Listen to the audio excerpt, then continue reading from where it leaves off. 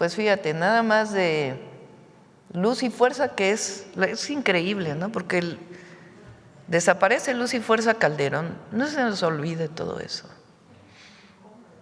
Lo desapareció, los trabajadores se quedaron sin nada. Pero a los altos mandos, a esos sí les dieron su pensión. Los que tenían y los de entonces. Entonces son que ganan más de 100,000 pesos mensuales de pensión, 8,500 más 603 más 205 más 75 más 33 más 1.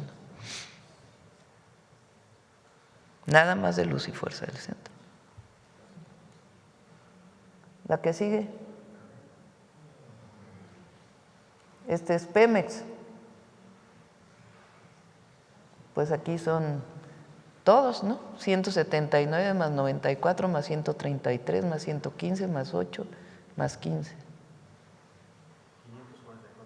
544.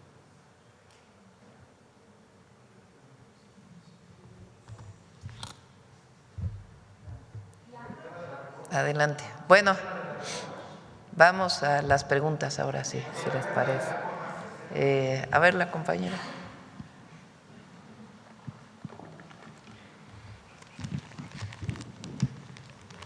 Gracias, presidenta. Preguntarle, Tania Damián, de Ángulo 7, tengo un tema de Puebla. En los proyectos de economía circular de San José Chiapa, y también hay otro proyecto de un parque que se llama Ecoparque Tlali-La Malinche.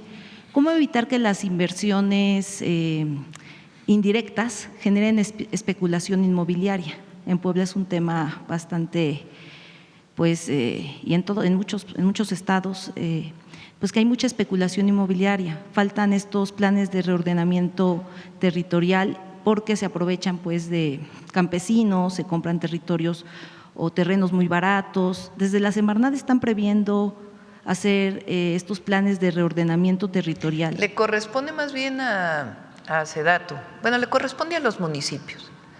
En nuestro país los municipios, con excepción de la Ciudad de México, que el cambio de uso de suelo lo define el Congreso de la ciudad, los municipios y el Cabildo definen si hay un cambio de uso de suelo. ¿Qué quiere decir eso? Que de suelo agrícola puede pasar a suelo urbano, por ejemplo, o de suelo urbano a suelo industrial. Muchas veces, en muchos años pasados, pues, con mucha corrupción, se modificaron usos de suelo o no se modificaron y se hicieron desarrollos sobre suelo agrícola, que después tienen problemas de escrituración. Entonces le corresponde a los municipios el ordenamiento territorial, el ordenamiento urbano, pero la SEDATU, Edna Vega, tiene un trabajo muy importante de apoyo a los municipios. Han hecho bastantes ordenamientos territoriales y en algunos casos participa la Semarnat cuando hay ordenamientos ecológicos también. Sí, que hubiera una directriz, porque a veces los municipios, pues pasa esta situación de que hay mucha corrupción, sigue habiendo mucha corrupción y se van extendiendo los territorios sin tener esta preservación ecológica. Y bueno, también está también este parque de economía circular que se busca hacer en San José Chiapa, y ahí pues se ha generado críticas en el sentido de que pues va a haber especulación. Si pudieran ayudar a los municipios, al mismo estado, a que desde la Semarnat o de la SEDATU pueda haber pues ese reordenamiento territorial, ayudaría. Y bueno, Presidenta, entiendo que el 19 de febrero va a estar en Puebla, precisamente en la industria militar. Mañana. Si nos pudiera comentar. Mañana vamos, es el Día del Ejército Mexicano, y vamos a la industria militar en Puebla. Es esta zona que platicamos cuando estuvimos en la 4ª sección del Bosque de Chapultepec.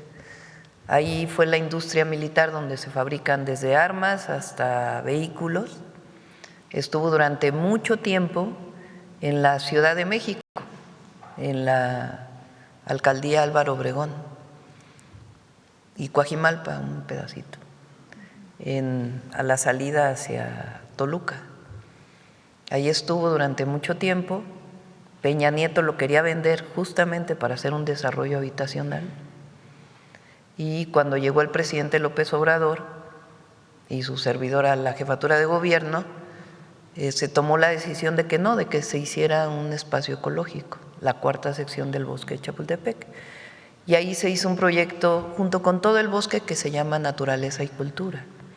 Ahí está la nueva Cineteca, la nueva Bodega Nacional, un lugar, la verdad, hermosísimo. Entonces, todo lo que estaba ahí se movió a Puebla. Entonces, vamos a ir a conocer la industria militar y a celebrar el Día del Ejército, que en México el Día del Ejército corresponde al decreto que hace Venustiano Carranza cuando fue gobernador de Coahuila, cuando viene el golpe de Estado a Madero y su asesinato. Bueno, antes del asesinato, unos días después lo matan a Francisco I. Madero. Estaba detenido aquí en la intendencia de Palacio Nacional. Con el golpe de Estado de Victoriano Huerta, el único gobernador que se levante en armas, imagínense eso, presidente electo después del Porfiriato, después de la primera etapa de la Revolución Mexicana. Viene un golpe de Estado al presidente electo, orientado, promovido, asesorado por el entonces embajador de Estados Unidos, Wilson. Victoriano Huerta detiene a Madero, lo tiene unos días en la intendencia, y el 19 de febrero, el único gobernador de todo el país, el gobernador de Coahuila, se levanta en armas y forma el ejército con lo que tenía en Coahuila. Por eso el ejército mexicano es muy especial, viene de una revolución social. A diferencia de la mayoría de los ejércitos de América Latina y del mundo, pero particularmente de América Latina, que vinieron de las élites, el ejército mexicano viene de una revolución social, de la Revolución Mexicana, de ese decreto que hace Venustiano Carranza. Y eso lo conmemoramos el día de mañana. Y en Puebla, pues en esta nueva sede de la industria militar, donde se fabrican armas, vehículos y muchas otras cosas que son parte, pues, de esta gran institución que es la Secretaría de la Defensa Nacional. Gracias. Y hablando del tema de las pensiones, son 5,000 millones que se ahorrarán. Si ya tienen estipulado para qué usarían ese dinero, digamos, como gobierno federal. Lo que se va a ahorrar de aquí, vamos a incorporarlo a programas de bienestar. Ya les vamos a informar exactamente cómo. El lunes vamos a presentar el programa de jóvenes, el fortalecimiento del programa de jóvenes de atención a las causas.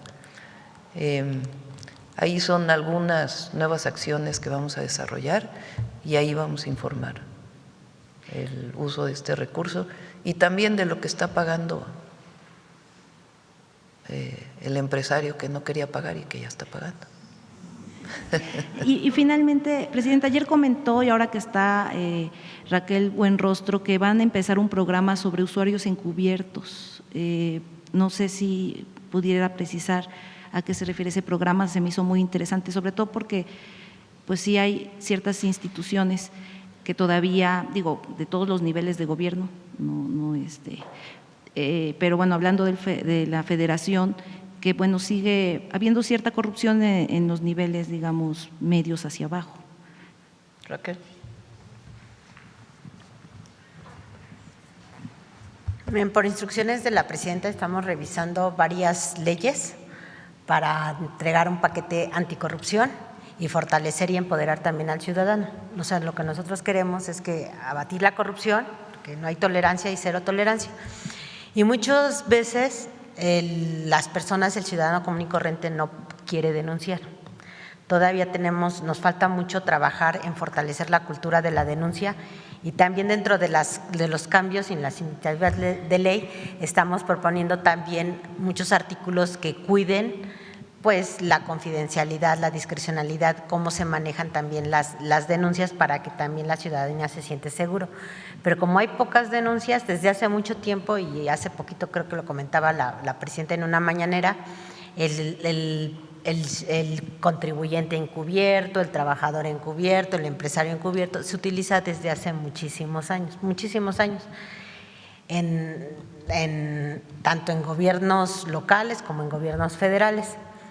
El tema es que muchas veces cuando se van estos casos, se van a juicio, se van a la Suprema Corte y se litigan, se nos caen, porque no se reconoce la figura. Entonces, si bien es una figura que se ha utilizado ya mucho tiempo, se le va a dar una fuerza legal para que no se nos caigan los casos en los tribunales o en los juzgados. Eso es lo que se está trabajando.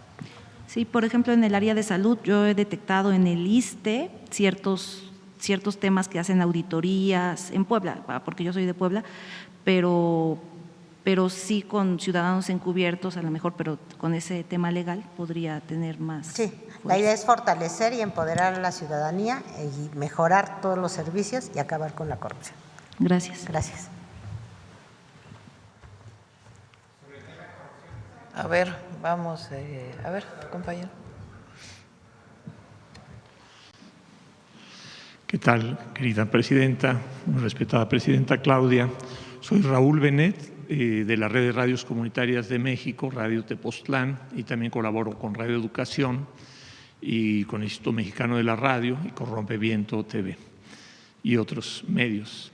Pues me atreví a pedir la palabra el día de hoy porque ha habido durante estas semanas, particularmente la semana pasada, una serie de foros y de eventos académicos, también con participación de académicos de diferentes partes del mundo, incluidos también exfuncionarios de gobiernos de América Latina, sobre el tema de estos instrumentos o mecanismos de disputa que tienen las empresas, las corporaciones contra los países en los tratados de comercio.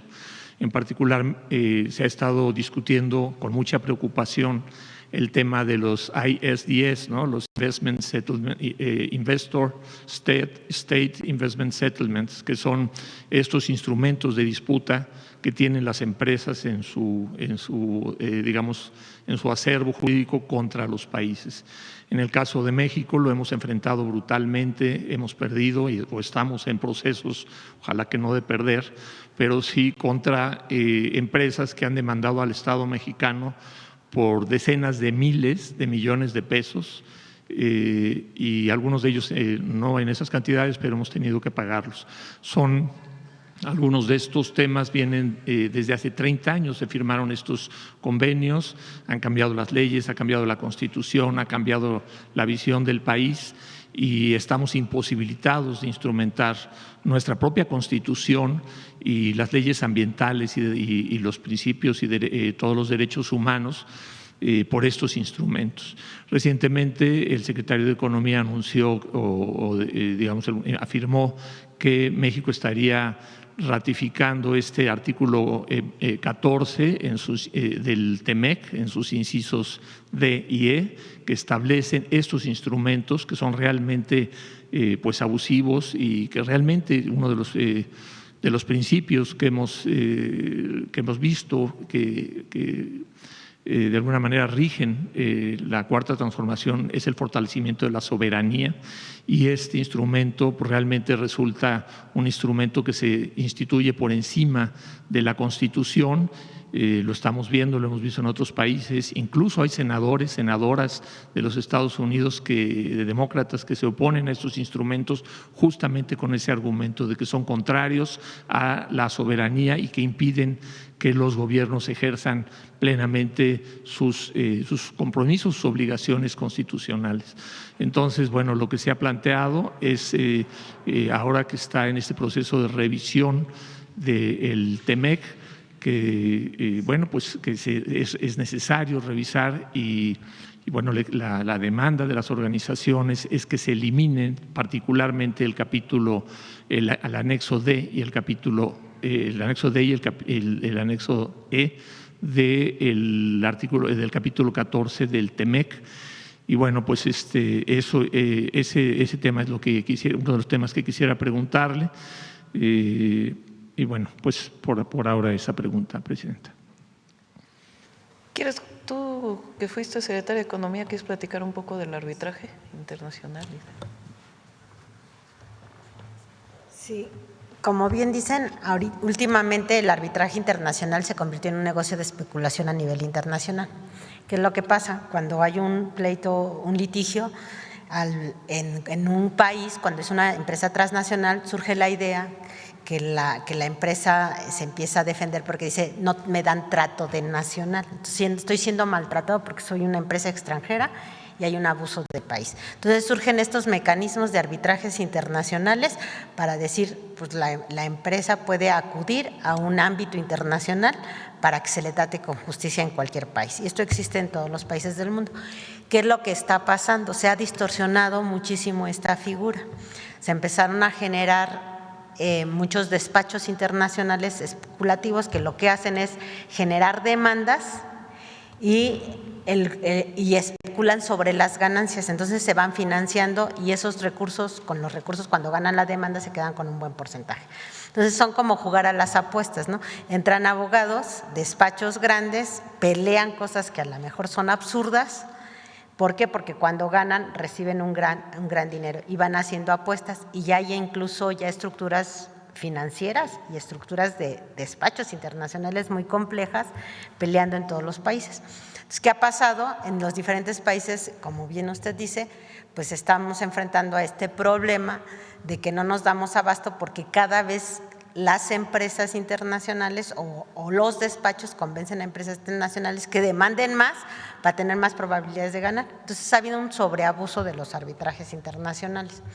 Esto efectivamente tiene una discusión que ya lleva aproximadamente como 2 años a nivel internacional. Y lo que se está buscando a nivel internacional es un equilibrio. ¿Cómo le hacemos para que no haya especulación, pero al mismo tiempo darle certeza jurídica a las empresas? Esta figura pues sí tiene que venir y seguramente va a ser uno de los temas en las discusiones que coordine la Secretaría de Economía en estos temas, pero sin duda sí se tiene que hacer algo para evitar todos estos abusos. Muchas gracias, secretaria. En el caso de… en los tratados comerciales se establece cuáles son los mecanismos para cuando hay una disputa legal. Y ahí se establece en particular en el TEMEC este arbitraje. El tema difícilmente se puede quitar el arbitraje internacional, es más bien evitar que haya abusos relacionados con estos arbitrajes y la especulación relacionada con ellos.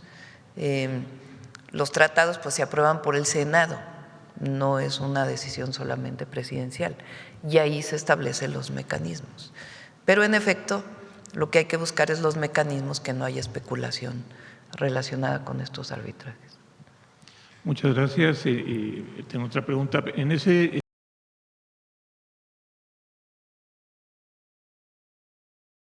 extranjera directa tiene en América Latina, que es Brasil, no tiene un instrumento así, ese instrumento no existe, por ejemplo, entre los Estados Unidos y Canadá en el propio TEMEC. Entonces sí creo que es importante y agradezco mucho la respuesta, me parece muy interesante y muy pertinente. En otro tema, Presidenta Claudia, es el tema se ha anunciado, ha estado en la discusión recientemente, bueno, sobre todo en algunos medios, tanto nacionales como internacionales, el tema de si realmente regresaremos a la promoción de la explotación del gas a través de fractura hidráulica, de alguna otra forma, no necesariamente lo que se conoce estrictamente como fracking, que consiste en inyectar inmensas cantidades de agua con algunos químicos para romper la roca y extraer el gas. Se ha hablado aquí mismo de que se estaría buscando otras técnicas pero también se ha hablado mucho de la necesidad de producir más gas en México. Entonces, la pregunta es si es, digamos, ¿qué hay de verdad en estas versiones que han estado saliendo, publicadas en medios internacionales de una manera muy reiterada, de que estaríamos a punto de anunciar en México un regreso a la fractura hidráulica o a la explotación con la tecnología que se tiene actualmente, que es esa, de los yacimientos no convencionales en la cuenca de Burgos y en algunas otras cuencas? Nosotros dependemos alrededor del 75% del gas natural que consumimos de Texas, de Estados Unidos. La generación eléctrica de base, digamos, la que garantiza que esté operando las plantas eléctricas 24 horas del día, además de la hidráulica, son las de gas natural, las de ciclo combinado esencialmente. Hay una planta de carbón y la mayoría ya hoy es de gas natural. Incluso se va a quitar el combustóleo. Cuando nosotros salgamos del gobierno prácticamente va a haber desaparecido el combustóleo como parte de la generación eléctrica, pues porque es un combustible que genera muchas emisiones de gases de efecto invernadero. El gas, pues como quiera, tiene menos emisiones que el combustóleo o que el carbón. Ahora, la pregunta es cómo fortalecemos la soberanía energética. Todos los países tienen que garantizar la soberanía, o por lo menos buscar que la mayor parte de lo que se consume se produzca en el país. Durante el periodo del presidente López Obrador se trabajó mucho para evitar la importación de gasolinas y diésel, con la mejora de todas las refinerías y la la implementación de la refinería Dos Bocas, la refinería Olmeca. Y estamos pues prácticamente al 80-85% de consumo propio, de gasolinas, de diésel. El petróleo que se produce aquí se refina aquí y se consume aquí. Ya se exporta realmente muy poco. Y aparte pues tenemos la refinería de Deer Park que está en Texas, que es totalmente de Pemex. Entonces la pregunta es, ¿cómo hacemos para mayor soberanía energética? Entonces una parte muy importante es ampliar las fuentes renovables de energía. La solar, la eólica, la geotérmica y otras, porque el sol pues no lo importas, el sol está disponible, el viento también, todo esto siempre y cuando haya trabajo con las comunidades, porque no es solamente las renovables por las renovables, sino que todo sea en conjunto con las comunidades en donde se instalan estas plantas.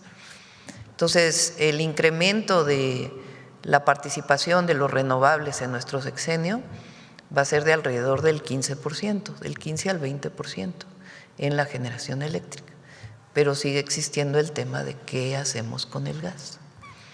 Entonces, se está trabajando en dos áreas. La primera es el gas convencional. ¿Cómo extraemos más gas convencional? ¿Y dónde hay gas convencional? Convencional quiere decir de los pozos normales. Y la otra es un grupo de trabajo de expertos que vea si es factible el gas no convencional con reciclaje de agua, con el uso de otros químicos, con otras formas que no tengan los impactos ambientales que hoy tiene la fractura hidráulica. Todo el gas que importamos de Texas viene de fractura hidráulica. Entonces, ese es un estudio, no hay una decisión y todo va a ser transparente. Pero hay una cosa muy importante y es la soberanía. ¿Cómo hacemos para producir más gas en nuestro país al mismo tiempo que aumentamos las fuentes renovables?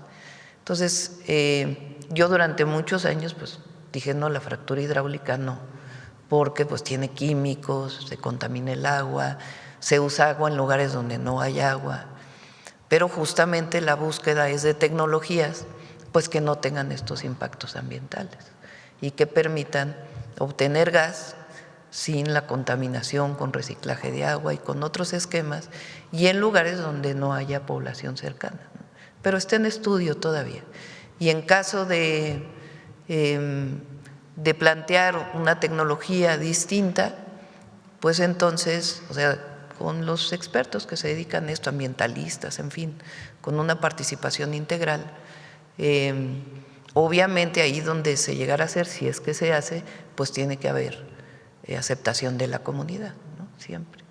Pero sí es un tema de discusión general de cómo fortalecemos la soberanía energética de nuestro país. Muchas gracias, presidente. En otro tema muy diferente, nosotros somos una radio comunitaria, Radio Tepoztlán, y estamos en una red de radios comunitarias. Y ahora que se está discutiendo el tema de los libros de texto y la nueva escuela mexicana, nosotros desde la pandemia hemos tenido relación con algunas de las escuelas de nuestro pueblo, particularmente con preescolar, con el Jardín de Niños, que han mantenido un programa a lo largo desde entonces, y donde las maestras, junto con otras maestras de preescolar y de otros niveles educativos, van explicando en qué consiste el modelo, el nuevo modelo educativo a partir de sus propios textos. Y es apasionante, es realmente increíble, da muchísimo gusto, es clarísimo, es una dirección totalmente distinta, cuando menos desde mi punto de vista, a la que había. Y ahora recientemente, en los recientes días de la discusión que se dio sobre un director general al interior de la Secretaría de Educación Pública, nos preguntaban algunos radioescuchas en ese contexto si se estaría dando marcha atrás. No. Entonces yo les decía, no, definitivamente no es una persona, pero sí me gustaría que usted nos hiciera favor de abundar en cómo es que se construyen y cuál es la dirección, o sea, cómo es que se construyen, cómo se escriben, cómo se organiza, qué papel juegan los maestros, las maestras, sobre todo en nuestro caso, todas las que llevan a cabo estos programas son maestras. Y cómo es que esto no es una cuestión de una persona o que se esté dando marcha atrás en este proceso tan interesante. Esa es respuesta, y ya nada más también quisiera felicitar a usted, a todo el equipo, por esa excelente noticia de ir contra las inmensas pensiones. Felicidades por eso. Bueno, el modelo educativo continúa, la nueva escuela mexicana continúa, los libros de texto, su esencia continúa, eso no va a cambiar. Esta idea muy antigua del profesor, la profesora que se para frente a un salón de clase y los alumnos escuchan el dictado y se dicta y se aprende memorizando, pues ya es una idea muy antigua de la pedagogía. Y la nueva escuela mexicana lo que busca, entre otras cosas, es fortalecer el trabajo colectivo de los estudiantes y que se aprenda en ese trabajo colectivo. Y eso es algo que no va a cambiar ni mucho menos. Y la esencia también del contenido tampoco va a cambiar. Es enriquecer en ciertas áreas. Por ejemplo, necesitamos ampliar los libros de texto a lenguas originarias. Lo que dije de incorporación de las mujeres en la historia y algunos otros enriquecimientos de los libros que son importantes, pero la esencia no cambia, que es parte del legado de la transformación. Muchas gracias, presidente. Sí. Bueno, vamos a ver el financiero acá.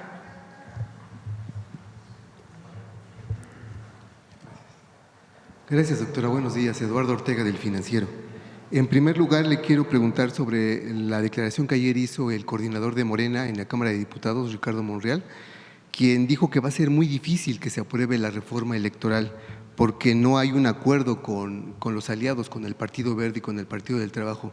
Entonces, en ese sentido, le quiero preguntar, ¿por qué mandar una iniciativa de reforma constitucional cuando no se tendrían los votos para aprobarla? Vamos a esperar al día que enviemos la reforma. Ahí ya platicamos de todo. No nos adelantemos. Ok. Por otro lado, ayer la alcaldesa de Uruapan, Grecia Quirós, denunció ante la Fiscalía de Michoacán a 3 morenistas, a Leonel Godoy, Raúl Morón e Ignacio Campos. Entiendo que por los señalamientos que el propio Carlos Manzo hizo en vida, de que si le sucedía algo ellos podrían ser responsables. Entonces ella lo que solicita es que asistan a declarar. ¿Cuál sería su posición al respecto? Bueno, al poner una denuncia, pues la Fiscalía tiene que determinar. y vamos a esperar a el final de las investigaciones que se están haciendo. Hasta ahora todo indica que fue un asunto de delincuencia organizada, pero que se hagan las investigaciones y que se deslinden todas las responsabilidades. ¿Y de ser necesario que asistan a declarar? Eso lo tiene que determinar la Fiscalía del Estado de Michoacán. Hasta ahora, pues lo que se sabe es que estuvo vinculado a temas de delincuencia organizada, pero tiene que terminar pues todas las detenciones que se tienen que hacer. Ya tiene que determinar la Fiscalía, ¿verdad? Y pues no hacer de esto un tema político, digamos, ¿no?, de debate político, sino de justicia. Claro. Que se haga justicia a la muerte de Carlos Manzo. Claro. Que hasta ahora pues hay ya muchísimos detenidos, incluso personas pues que lamentablemente estaban cerca, ¿no? Bien, por otro lado, doctora, ayer el representante comercial de Estados Unidos previó que se van a hacer ajustes a los aranceles en acero y aluminio.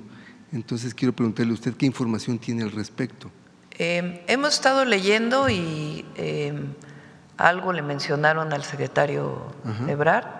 Aún no tenemos algo muy concreto y esperamos que realmente ocurra. Es algo que nosotros hemos estado solicitando de manera permanente. Los aranceles al acero y al aluminio no solamente es, digamos, al acero y aluminio, ¿cómo se puede decir?, puro, digamos, o placas de aluminio, placas de acero, sino también a derivados. Entonces, particularmente los derivados que vienen en algún equipo, pues eso genera muchos problemas, ¿no? Entonces, tenemos conocimiento de que es posible que ocurra, pero hasta que no, en estos temas, hasta que no venga, pues no sabríamos. Y la verdad sería muy bueno. Claro, y obviamente hasta donde usted sabe estos ajustes serían para eliminar esos aranceles. Habría que ver, vamos a esperar. Ahora recuerden que está en 50%, es un arancel muy alto. Claro. Entonces, eso también está impactando en Estados Unidos. Muchos de estos aranceles le impactan mucho a los estadounidenses porque elevan los precios y aumenta la inflación y elevan los precios de productos. Entonces, pues vamos a esperar y de ser así, pues sería muy bueno. Claro. Por otro lado, doctora, ayer en la reunión que tuvo usted con los funcionarios y empresarios canadienses, le quiero preguntar si le solicitaron que haya más certeza jurídica y más seguridad en el país para que inviertan en México.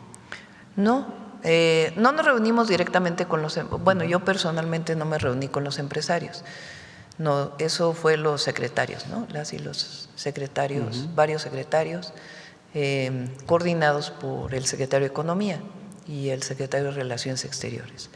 En la reunión que tuvimos, realmente fue una reunión muy, con mucha amabilidad y al revés, pues de reconocimiento mutuo de nuestros gobiernos y al mismo tiempo pues de las grandes oportunidades que hay tanto en el comercio como en las inversiones. Claro. Ahora, si me permite hacerle una pregunta a la secretaria Anticorrupción, quisiera yo preguntarle que Julio Scherer Ibarra, en su libro de Ni Venganza ni Perdón, hace varios señalamientos de corrupción. Entonces yo le quiero preguntar si no valdría la pena que de manera, no sé, de oficio, la Secretaría a su cargo iniciar investigaciones al respecto en este sentido.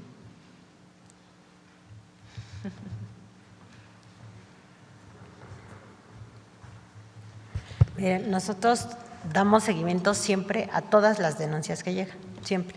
Nos llegan denuncias anónimas, hay muchas denuncias que nos las hacen por periódico. Ustedes dicen, ojalá que la Secretaría de Anticorrupción vea y nos dan datos, nos dan nombres, nos dan oficios, nos dan lugares. Cuando se puede, cuando se tiene esa información y se considera relevante, se pueden iniciar investigaciones de oficio. Cuando no tiene nada de información, sino nada más un dicho, es complicado. O sea, nosotros tenemos un número finito de personas, entonces, ¿dónde iniciamos investigaciones de oficio? Pues cuando hay elementos para saber por dónde empezar. Entonces, en caso de que hubiera el caso o que hubiera denuncias, nosotros tenemos que agotarlas por procedimiento, efectivamente. Secretaria, pero si en estos señalamientos son hechos por un mismo funcionario que trabajó en el gobierno y que digamos que él sería como la fuente también de información, que quizás fue un testigo de esos casos, ¿qué habría que responder a ello? Que presente su denuncia. Ajá, que presente las denuncias, porque la narrativa no es suficiente para iniciar una investigación, no tiene elementos. Muy bien, muchas gracias. O sea, que quien tenga pruebas, pues que presente su denuncia, ¿verdad? Digo, cualquiera lo puede hacer. Claro. Y finalmente, si me lo permite, ayer la Auditoría Superior de la Federación anunció que detectó irregularidades por más de 65,000 millones de pesos en el último año del gobierno del expresidente Andrés Manuel López Obrador. Entiendo que la mayor parte es por gasto federalizado. Entonces, ahí quiero preguntarle qué piensa usted al respecto. Viene todo un proceso, no es… normalmente vienen estos datos, si encontraron que no hay suficiente información, no se presentó la suficiente información, entonces se hace este anuncio y de ahí viene un proceso donde todas estas observaciones son saldadas por los servidores públicos que hoy están, porque si no, pues el servidor actual puede tener responsabilidad, aunque no haya sido en su periodo. Entonces viene un periodo de saldar todas las observaciones y normalmente en estos periodos se reduce los montos de manera muy significativa, pues porque hay el tiempo para poder justificar todo aquello que en una primera revisión la auditoría encuentra. Entonces hay que esperar a que pase todo el proceso. Le agradezco mucho, doctora. Sí. Bueno, vamos. A ver aquí. Gracias, Presidenta. Con relación a este esquema de pensiones, Presidenta, se menciona mucho el tema de viudez y un caso particular de una colega Casar.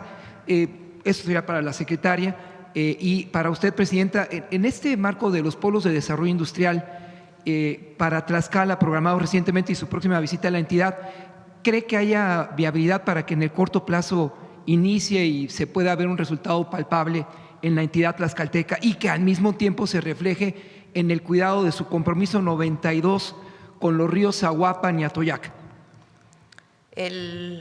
Sí, incluye a todos los que reciben la pensión. O sea, si falleció la persona y lo recibe la viuda o el viudo, también incluye. O sea, es la reducción de las pensiones.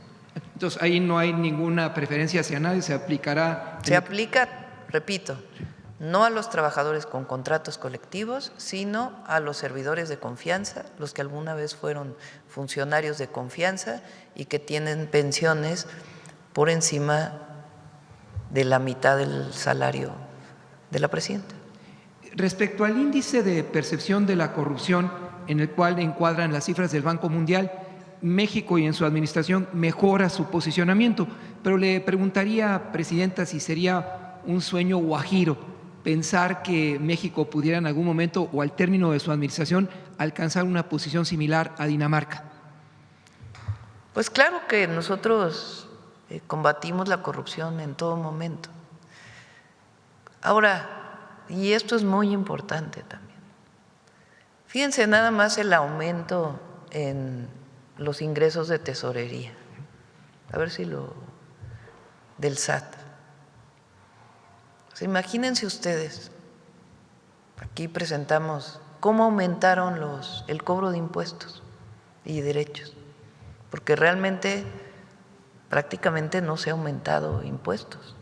El ISR no se ha aumentado, al contrario, cuando llegó el presidente López Obrador en la frontera bajó a la mitad el ISR y el IVA en la frontera, o sea, incluso hay disminución de impuestos. Y hemos recaudado en 2025 6 billones de pesos. Miren lo que recaudó Bueno, eso es 2019, pero a ver si tienes las de antes. O sea, porque antes que había régimen de llamada consolidación, que podían poner pérdidas de unos en las empresas de otros, eso ya no existe. La condonación de impuestos, que se prohíbe ya por Constitución. Entonces, pues hay que pagar los impuestos, así de sencillo, como todas y todos los mexicanos. Si hubiera corrupción, pues no tendríamos estos ingresos. Y en el ejercicio del presupuesto somos transparentes en qué se está destinando cada peso. Y los programas de bienestar, imagínense, 1 billón de pesos se destinan a programas de bienestar. 1 billón este año, 2026, 1 billón, 1 millón de millones de pesos directos a la gente a través del Banco de Bienestar. Pues eso, ¿dónde se iba ese dinero antes? Los apoyos sociales, que además eran clientelares, no alcanzaban ni los 100,000 pesos. Bueno, 100,000 millones, pues. 100,000 millones. Ahora es 1 billón. Finalmente. Y sobre Tlaxcala, es muy buena la gobernadora de Tlaxcala, Lorena Cuéllar, buenísima. Hace un gran trabajo, la verdad, Lorena. Trabaja de sol a sol, entregadísima, muy creativa, con un muy buen equipo. El polo de bienestar de Tlaxcala ya prácticamente está terminado, el primero, y acaba de comprar el terreno de junto para hacer un segundo polo de bienestar. Tlaxcala es el único estado que por Constitución no puede endeudarse. O sea, lo que hace, lo hace con los ingresos propios. Y es un estado, como ustedes saben, con pocos ingresos por la cantidad de población, y las participaciones federales también son pocas, también porque se miden por población. Y la verdad, he hecho hospitales, escuelas, avenidas, obras de agua, y ahora pues atracción de inversión industrial. Presidenta, ¿y usted dará todo su apoyo a su compromiso 92 para restituir, rehabilitar a la cuenca? Fuimos el fin de semana. Se están construyendo 9 plantas de tratamiento nuevas, se está poniendo drenaje en las comunidades para evitar que las aguas negras se vayan directo al río. Las plantas de tratamiento, algunas son con tecnologías convencionales, aunque producen menos lodos. Es una nueva tecnología que también se la aprendimos a Lorena, porque ella hizo plantas de tratamiento con una tecnología alemana que produce menos lodos de tratamiento de agua. Entonces, algunas son de ese tipo y otras son con humedales, que también es una forma natural de descontaminar el agua a través de humedales, de lagunas y ciertas especies de plantas y filtros. Entonces, y el compromiso del saneamiento de todo el río lo tenemos, igual que el de Tula y igual que el de Lerma. Entonces, finalmente, su compromiso con la planta Federico Silva que inauguró es para mediano y largo plazos. Sí, bueno, estas nuevas plantas apenas van a estar listas, yo creo que por ahí de agosto de este año. Y es una inversión en todo el río de alrededor de 4,500 millones de pesos para el saneamiento. Muchas gracias, Presidenta. Así lo dice Lamón, Metrópoli en Tamaulipas y la 1530 La Buenísima. Gracias. Gracias, Presidenta. Buenos días, soy Aisa García de Telesur. Me gustaría preguntarle varios temas, entre ellos si esta iniciativa de las pensiones sin privilegio incluye a los exministros de la Suprema Corte de Justicia. En ese caso no, fíjate, porque sí, ya sabía que iban a ser así. Porque no quedó incluido en la reforma al Poder Judicial, en la primera. O sea, los actuales ministros, su pensión es la del ISSSTE, los de ahorita. Los anteriores no quedó incluida en la reforma al Poder Judicial. Entonces ya no quisimos incluirlo porque pues, ahí se quedó esa reforma. Pero sí incluye todo lo demás. Gracias. Ahora quiero todo lo que tiene que ver con gobierno federal y sus organismos descentralizados. Otros poderes del Estado, sí, ¿no? En la reforma electoral sí vamos a plantear pues que ahora sí los consejeros electorales no ganen más que la presidenta, ¿verdad? Porque muchos de ellos se ampararon. En cuanto a salud, Presidenta, me gustaría preguntarle de nuevo sobre el sarampión. Sé que lo aborda a diario y, bueno, ya hay 3 nuevas muertes, hay 31 muertes acumuladas. ¿En cuánto tiempo planea su gobierno vacunar a la totalidad de los grupos prioritarios que se han establecido los niños hasta 13 años? Es que hemos visto que en las filas para vacunación, que se ve que hay muchos adultos. Hay muchos adultos, sí, ¿no? De 13 a 49 años. Y bueno, yo tengo entendido que la prioridad es los niños. Sí. Ayer tuvimos reunión con los gobernadores y las gobernadoras e insistimos mucho eso, que hagamos mucha comunicación, difusión para orientar a la vacunación de 6 meses a 12 años. Vamos a poner cartelones en los preescolares, en las primarias, para que orientemos a la vacunación. La mayoría de quienes se van a vacunar, niñas y niños, van a los centros de salud, porque pues es muy difícil ir a los macrocentros, entonces van a los centros de salud. Pero sí insistir mucho en niñas y niños. Nuestro objetivo es 2.5 millones de vacunas a la semana y solamente son 11 entidades donde estamos orientando que se vacunen de 13 a 49 años. ¿Cuáles son? A ver si las pones. Jalisco, ¿por qué son estas nada más? Porque ahí es donde hay más presencia, de acuerdo con la población. Por ejemplo, en Sonora son 30 casos nada más, pero como está creciendo los contagios, pues entonces es mejor prevenir. Entonces es Jalisco, Colima, Chiapas, Sinaloa, Durango, Ciudad de México, Nayarit, Tabasco, Sonora, Tlaxcala y Puebla. Entonces, universal es de 6 meses a 12 años si no se han puesto las vacunas, obviamente, porque hay quien ya tiene sus 2 vacunas y está protegido. Entonces, aquí es de 13 a 49 años. Después de 49 ya la prevalencia es muy baja, ya prácticamente no hay contagios a esta edad, aunque se puede poner, no hace daño, pues, pero por el número de vacunas es mejor las poblaciones prioritarias. Estamos pidiendo más vacunas, están pidiendo 15 millones de vacunas más. Wow. Y ahora hay 27 millones de vacunas. Entonces, 2.5 millones de vacunas y orientar principalmente desde 6 meses hasta 12 años. Un tema cultural, Presidenta. Se acaba de inaugurar una importante exposición con obras de grandes artistas, por ejemplo, 10 Fridas Kahlo en el Museo de Arte Moderno. Y la Secretaría de Cultura, Claudia Curiel, ha insistido en que la colección Hellman Santander era una colección privada con un espíritu público, algo que no siempre se ve. ¿Cuál considera usted que sería la importancia de que coleccionistas privados permitan que se exhiban sus obras en espacios y recintos públicos? Pues imagínense una colección privada. A ver si tienen las obras que se están exponiendo de los artistas, de quiénes son. Pues solamente lo ve la persona y sus amigos, ¿verdad?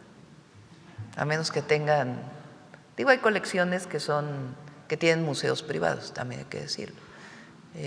Por ejemplo, está el Museo Jumex, que tiene una colección muy importante y que tiene un museo. Entonces decidió abrirlo al público. En este caso es una colección privada, pues que nadie veía y que ahora permiten que se exponga en el Museo de Arte Moderno. Y yo no he ido, pero me dicen que es algo extraordinario. A ver si Claudia nos puede pasar las… Sí, a ver. ¿Hay video? Ándale, adelante. Museo de Arte Moderno. Tenemos 68 obras de arte moderno mexicano: 10 Fridas, Diego Riveras, Orozco, Siqueiros, María Izquierdo, Lola Álvarez Bravo, Graciela Iturbide, Carlos Mérida, Jesús Reyes Ferreira, Gabriel Figueroa. Esta colección empieza una nueva etapa de itinerancia, pero inicia en el país de origen de las y los creadores que conforman esta maravillosa colección, una de las más importantes de arte moderno mexicano. Vengan al Museo de Arte Moderno, los y las esperamos. Del 17 de febrero al 17 de mayo, de 10 a 18 horas. Impresionante. Presidenta, en otro tema, hoy el periódico Por Esto de Cancún dicen que abandonan ayuntamiento y el gobierno del estado a la CEMAR en la estrategia contra el sargazo. Este es un tema que es bastante… ¿Quién dijo eso? El periódico Por Esto en ¿Que el gobierno del Cancún. estado lo abandona? Sí, que solo está CEMAR ahí en esa lucha. No, contra el sargazo. Está la gobernadora de Quintana Roo, que es hiperactiva también, Mara. No, ha hecho un trabajo impresionante para evitar que el sargazo llegue a las playas, a través de barreras. Ha puesto de acuerdo a un montón de hoteleros para que pongan sus barreras, también una excelente gobernadora. Y tiene un trabajo con ahora la Secretaría de Ciencia para la utilización del, y Alicia Bárcena, para la utilización del sargazo para la producción, sea de energía o de materiales. Se están desarrollando distintas actividades. Ella tiene un sistema de monitoreo, Mara, que desarrolló también con CEMAR, en donde se ve dónde hay sargazo, con imágenes de satélite, donde hay sargazo, en donde hay más, en donde hay menos, orienta incluso a los turistas. Entonces, pero ¿hay alguna medida de choque para, digamos, viene pronto Semana Santa, después el verano? Tiene muchísimo trabajo. ¿De contención? Un día, si gustan, podemos traer a Mara a la Secretaría de Marina y a Alicia, que también está trabajando, y Rosaura, en este trabajo muy importante. El sargazo no se sabe muy bien cuál es su origen, o sea, siempre ha existido pues sargazo, pero ahora el incremento de sargazo en las playas, por lo menos mexicanas, hay quienes dicen que se debe a la deforestación de la Amazonia. Hay quien dice que esta es una causa, otra que tiene que ver también con el calentamiento global y el aumento de la temperatura de los océanos, que ha traído a través de corrientes el sargazo que antes no llegaba a las playas de México. Entonces hay también mucha investigación científica relacionada con las causas y también pues con prevenir que lleguen a la playa. Ya cuando llega a la playa se contamina, entonces ya es mucho más difícil su reciclamiento. Se hizo una norma para que se pueda pescar el sargazo. Pescar. Sí, porque si lo tomas en la mar se puede utilizar porque aún no está contaminado. Pero entonces, es tremendo lo que está pasando en el Caribe, ¿no? Sí, pero hay mucho trabajo relacionado con el sargazo. Bueno, Presidenta, en otro tema me gustaría volver a hablar de Genaro García Luna. Uno de los escándalos de corrupción más graves que ha habido en la historia, en nuestra historia reciente, y no es tema de libro, es tema de tribunales, hay sentencias. En específico, hay resoluciones judiciales como la del 22 de mayo de 2025, la Corte del Circuito 11º Circuito Judicial para el Condado de Miami-Dade, Florida, dictó sentencia civil contra García Luna y su esposa por miles de millones de dólares a favor del Estado mexicano. ¿Qué seguimiento va a dar su gobierno para que esa sentencia se traduzca en devolución real de recursos, porque son muchos recursos robados al pueblo de México, y para que no quede en generalidad? ¿A qué dependencia instruye usted que presente un informe público con fecha sobre cuánto se ha recuperado de estos bienes que son del Estado y que García Luna obviamente se robó? Ese trabajo lo inició Pablo Gómez cuando estaba en la UIF y ahora lo lleva Omar Reyes. Entonces le pedimos que pueda dar un informe de cómo avanza ese juicio. Gracias. En otro tema, el general Ricardo Trevilla Trejo informó aquí en la mañanera que desde 2012 se han incautado alrededor de 137.000 cartuchos calibre .50 y 215 fusiles calibre 50 y que casi la mitad estarían vinculados a la ley City Army Ammunition Plant, principal proveedora de munición para el ejército de Estados Unidos. Esto es una investigación que salió en el New York Times y que usted comentó también hace poco más de una semana. La pregunta es si ya hubo una respuesta formal del gobierno de Estados Unidos sobre el origen y las rutas de esa munición y qué información específica le está solicitando México. Si le están preguntando sobre trazabilidad, lotes, punto de ventas, intermediarios, ¿qué le está pidiendo México? Sí, estamos pidiendo toda la información y además se está viendo si se puede incorporar a las demandas que ya tenemos o se pudiera establecer una nueva demanda. Lo está trabajando la Secretaría de Relaciones Exteriores y también le pedimos que en cuanto tenga todo lo pueda venir a informar. A partir de este hallazgo, ¿su gobierno va a exigirle a Estados Unidos con corresponsabilidad en cuanto a seguridad fronteriza? Lo exigimos siempre, no es que lo vayamos a hacer.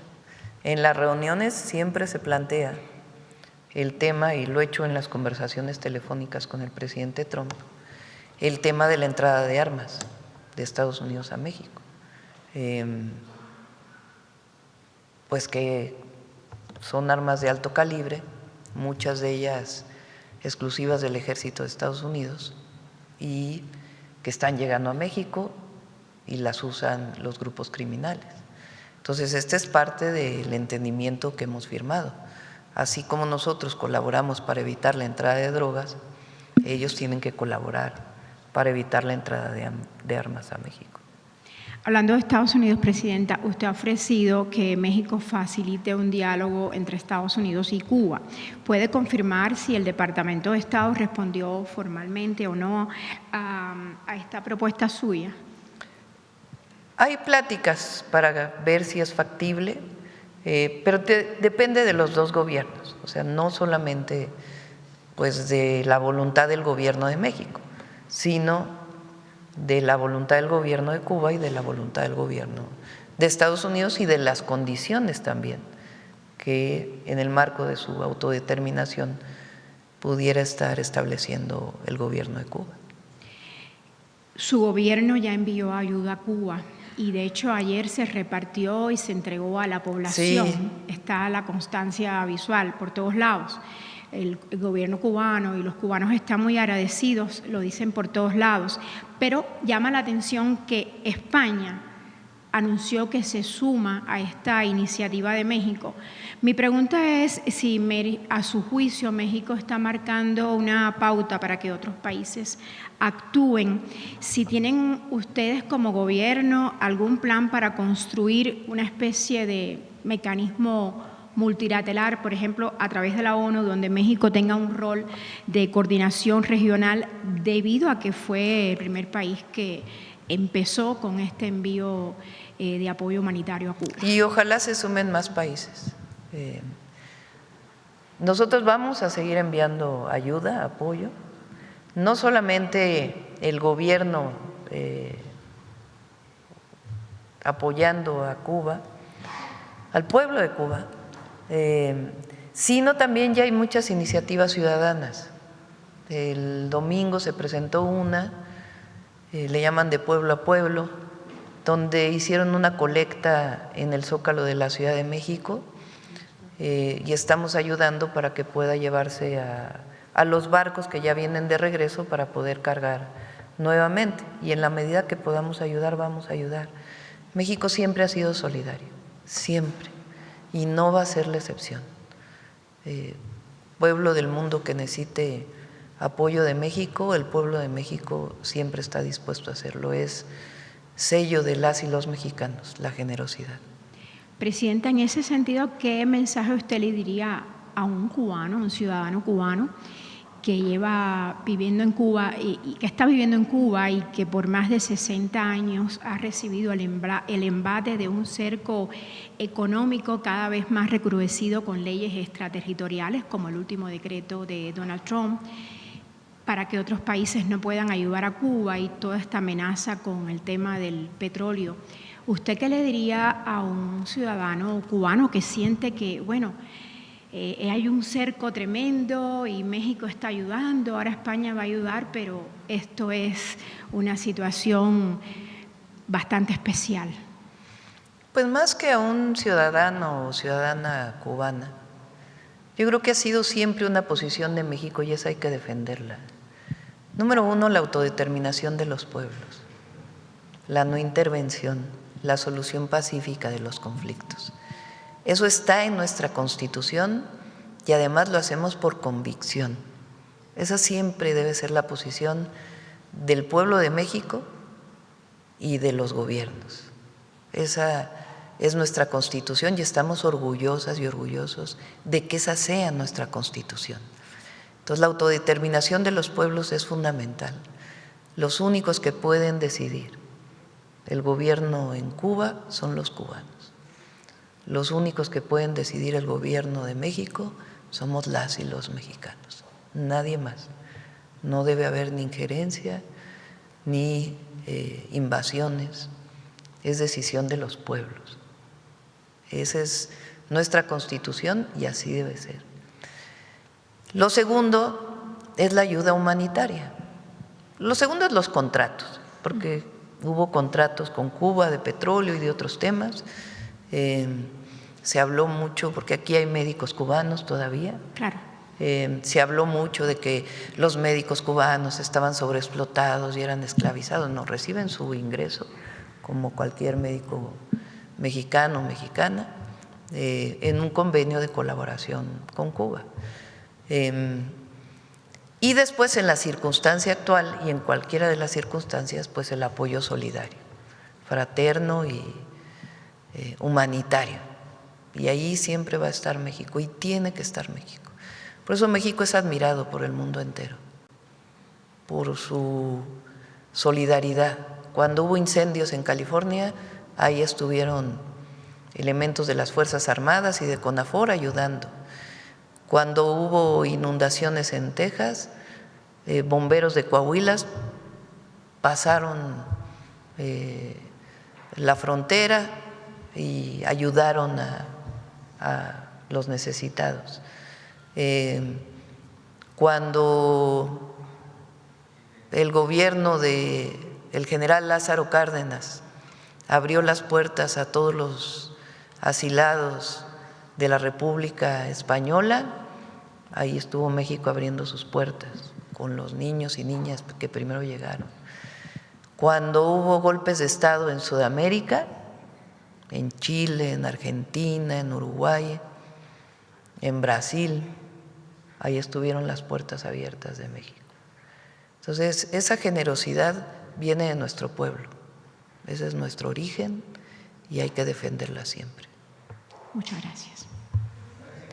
Vamos acá de este lado. A ver, el compañero que desde el otro día está queriendo preguntar y no le habíamos dado.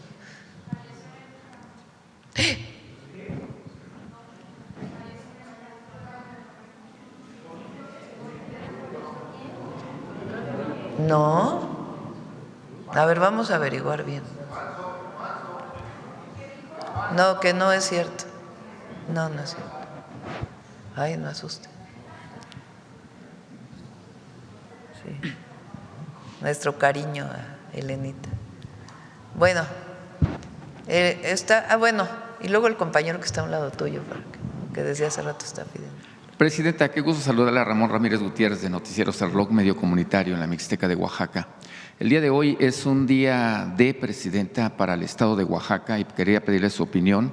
Derivado de la consulta de revocación de mandato del gobernador del estado, una situación salió a la luz que es el nepotismo. Anunció el gobernador hace 8 días que iba a hacer cambios fundamentales a su gabinete. El día de hoy los está anunciando. ¿Qué opina usted de esta situación y sobre todo que pues esto puede ser también un mensaje para la consulta de revocación de mandato que pueda tener su gobierno. ¿Qué opina usted, presidente? Opiné hace unos días, primero que Salomón ganó la revocación, pues eso es indudable. Entonces, él gana él la propone, porque eso también es importante, y gana la revocación. Ahora hubo un porcentaje de la población que a lo mejor no se esperaba que votara en contra. Entonces yo dije aquí, bueno, pues que eso sirva para cualquier gobierno para decirle a ese 40%, pues ¿saben qué? Vamos a trabajar mejor todavía para que todos ellos, terminando el gobierno de Salomón, digan un extraordinario gobierno, ¿no? Entonces, si él toma la decisión pues de hacer estos cambios, pues esperemos que sea siempre para bien de Oaxaca, y nuestro reconocimiento a Salomón. Presidenta, otra situación que nos interesa mucho a los oaxaqueños es de un joven, se le comento rápidamente su historia, de limitado, muy difícil situación económica.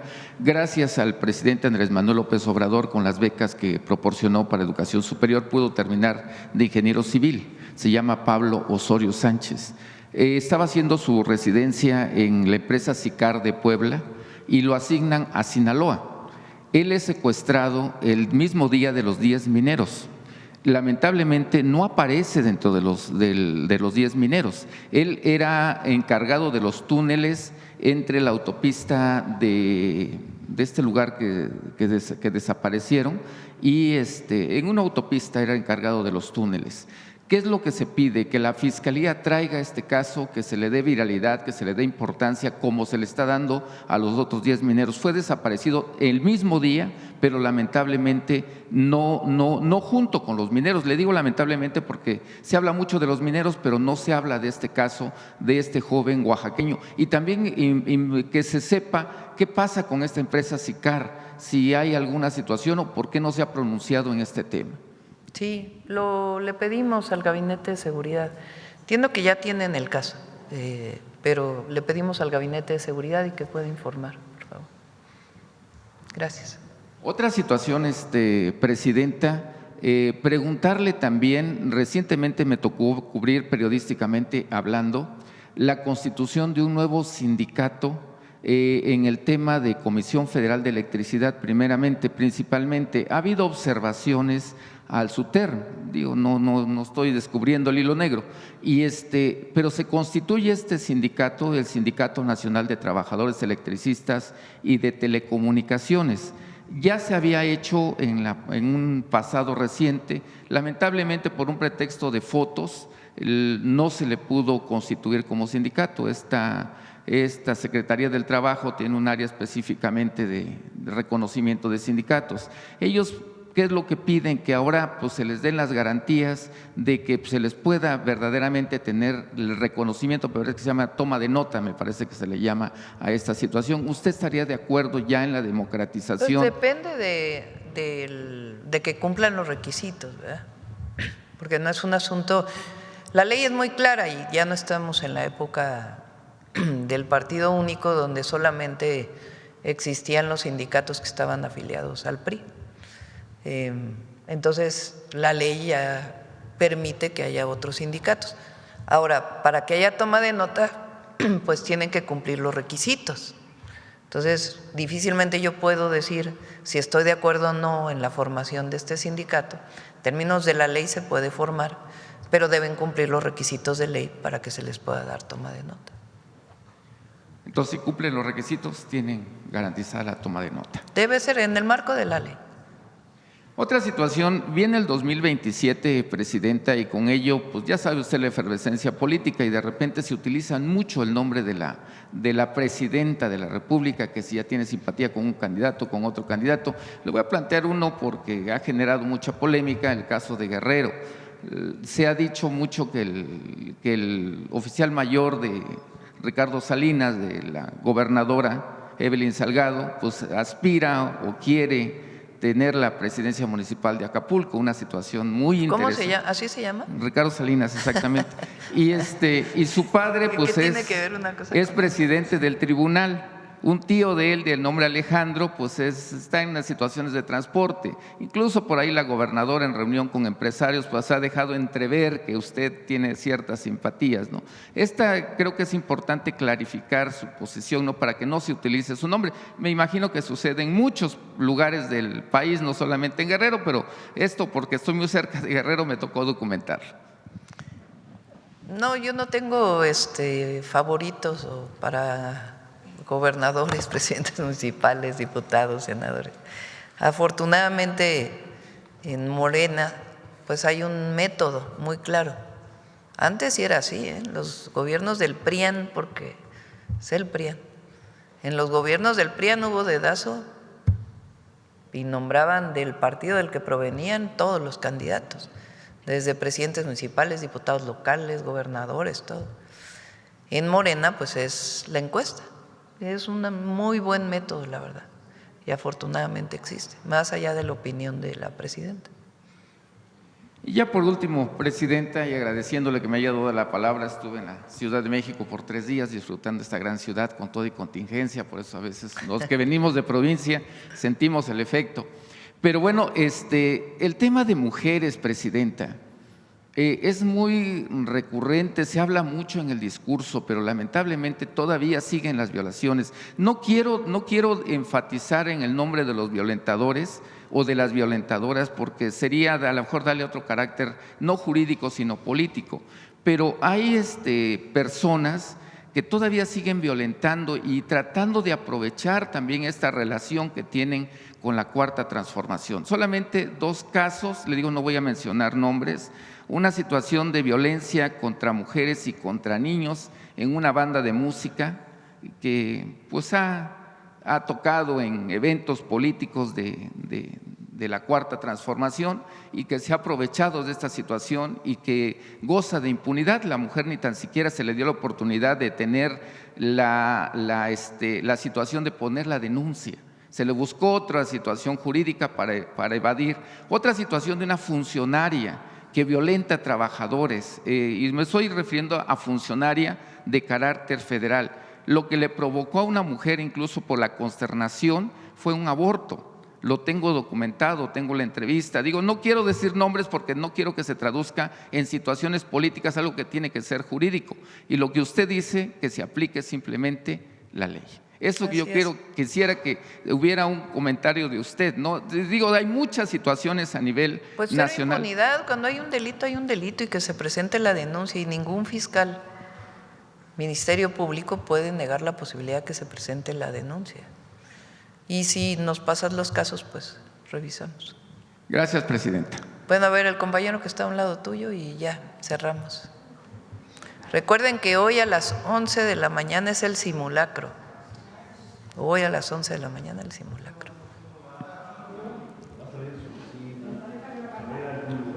Sí, yo creo que al patio central. Pues no sé, hay que preguntar aquí a Belmonte, compañero. A las 11, a las 11, a las 11. Gracias, presidenta. Javier Pérez, de HCTV Noticias. Preguntarle un poquito más acerca de la reunión y la visita de los representantes de Canadá aquí, sobre todo en el tema, si se trató el tema energético, en cuestión de gas, en cuestión de energéticos y el tema del comercio, aparte de lo que es la revisión del Tratado de Libre Comercio. Hay empresas canadienses que tienen inversiones en México de gas. Por ejemplo, se tocó el tema de la minería. Nosotros planteamos el tema de la importancia de la remediación, porque hay algunas empresas que, desde que vino el primer ministro Carney, lo planteamos, canadienses que no han terminado su remediación, que ya terminaron la explotación de una mina y no han hecho la remediación ambiental que se requiere. Entonces tocamos este tema, personalmente lo planteé, y se habló de otras inversiones desde en gas natural, como tienen ahora, sobre todo en ductos, ¿no? Como ya en otras cuestiones más que de infraestructura productivas, como por ejemplo industria farmacéutica y otros temas. Fue muy buena reunión, la verdad, y la reunión también donde estuvieron los empresarios también fue muy buena. Gracias, presidenta. Por otro lado, hace unos días se volvió viral y se convirtió en un escándalo en redes sociales unas fotografías de una fiesta de Natalia Suárez, una funcionaria en Puebla vinculada presuntamente a grupos políticos de senador de la República, a Dan Augusto y Nacho Mier. También circulan fotografías del hijo de la misma persona, diputado federal, que también se llama Nacho Mier, con zapatos Louis Vuitton, una chamarra Moncler, cada uno con un valor de más de 40,000 pesos. Su opinión acerca de, sobre todo, el derroche y video y fotografías donde de por sí se volvía escandaloso. No vi los videos, no vi las fotografías, tomo lo que dices y lo que siempre planteo. Primero, que no haya desvío de recursos, eso es lo primero. Y ya hablándose de recursos propios, porque también hay que ponerlo todo en su lugar, pues es importante la humildad siempre, evitar evitar los escándalos. Sí, y sobre todo no es necesaria lo material. Eso es para nuestro movimiento y para el pueblo de México. Hay una parte que es muy, muy trascendente y que es especial de México, que es el pensamiento y lo no material. Lo que tiene que ver con la solidaridad, lo que hablábamos hace un rato, la generosidad, y no el despilfarro, el consumismo. Pero bueno, cada quien decide, ¿verdad?, cómo utiliza sus recursos.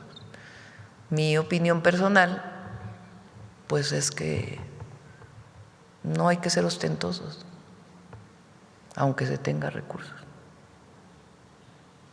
Y hablando precisamente de imagen, presidenta, Reporte Índigo hizo una encuesta sobre usted, sobre su imagen, no sé si ya había checado esto, y pues tiene usted el puntaje más alto. ¿En dónde salió? El Reporte Índigo. Ah, no lo vi hoy. A ver, ¿tienes ahí Reporte Índigo?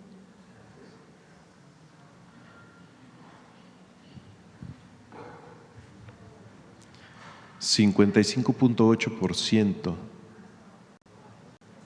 La imagen. Ah, no, pero está buena la otra. ¿Qué dice ahí? A ver, hazlo más grande.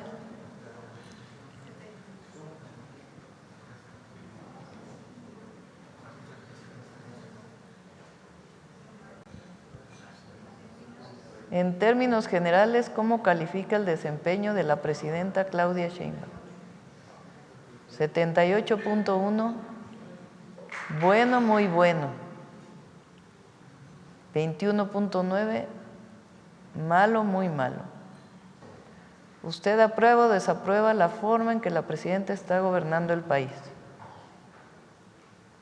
72.8 aprueba, 27.2 desaprueba.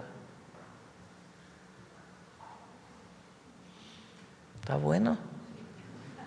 Sí. No la había visto.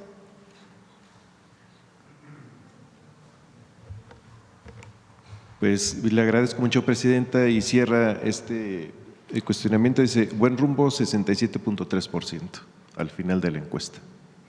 Bueno, gracias a todas y a todos. Vamos con el detector de mentiras.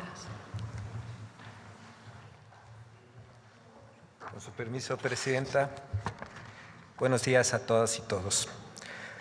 Medios de comunicación y comentaristas han arreciado la campaña de falsedades contra el Gobierno de México y el sistema de salud pública por el brote de sarampión y la vacunación. A pesar de que ya se han aplicado 16.2 millones de vacunas, hay disponibles 27 millones más de vacunas y existen 21,000 puntos de vacunación.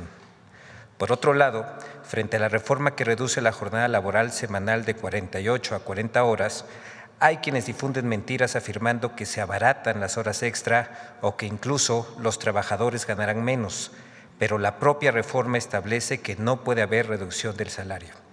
Veamos el video del detector de mentiras de esta semana.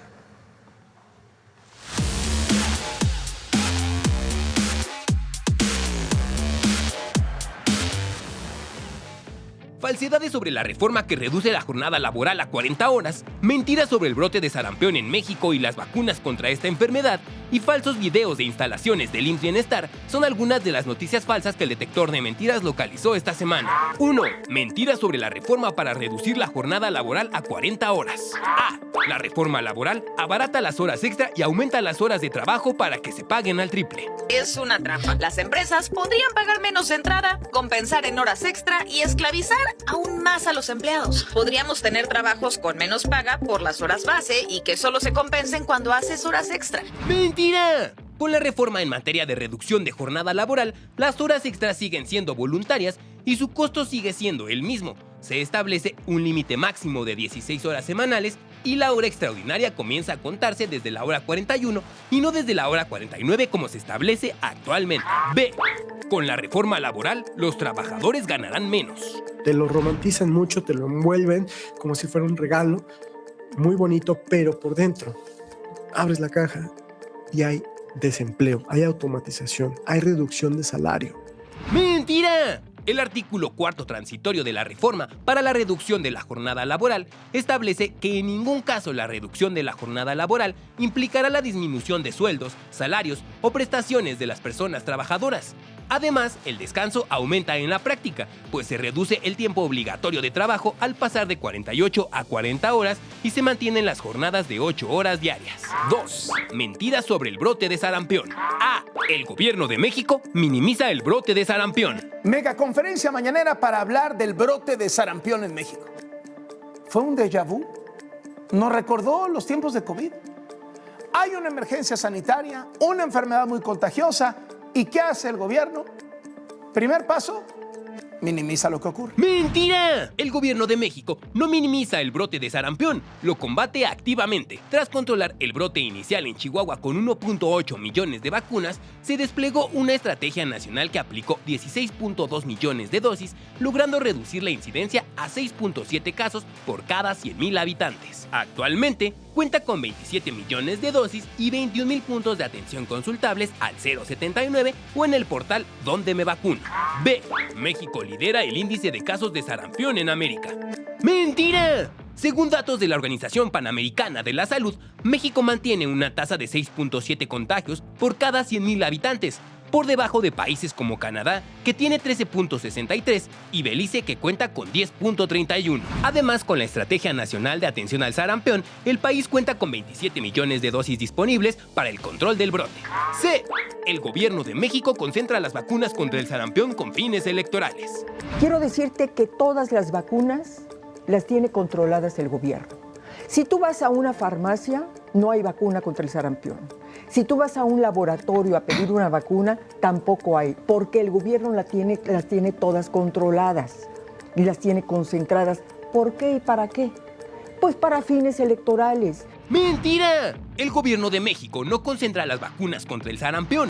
Actualmente, con la Estrategia Nacional de Atención al Sarampión, se están distribuyendo a 27 millones de dosis de vacunas en más de 21,000 puntos de vacunación en todo el país. 3. Expone video ratas dentro de una sala de un hospital del IMSS Bienestar. ¡Mentira! La grabación que circula en redes sociales pertenece a un hospital en la ciudad de Gonda, India, y no a instalaciones médicas del IMSS Bienestar. 4. El Hospital General de Zona del IMSS en Zacatecas le negó una camilla a un paciente. A un hombre le niegan una camilla en el Hospital General de Zona del IMSS ahí en Zacatecas y ante esto lo tuvieron que llevar envuelto en cobijas. ¡Mentira! El IMSS aclaró que el paciente arribó a un vehículo particular y fue descendido por sus familiares. En cuanto el personal lo detectó, brindó el apoyo necesario para su movilización. Al concluir su cita, se le asistió nuevamente para su traslado al vehículo, garantizando su seguridad.